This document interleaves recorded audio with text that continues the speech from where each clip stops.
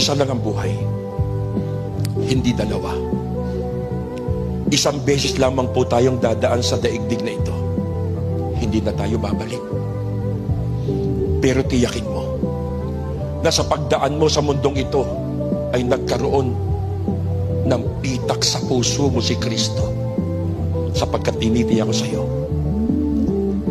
kapag tayo binawian ng buhay at wala po ang Panginoon sa buhay natin, doon sa libingan pupuntahan natin, wala nang paglilingkod.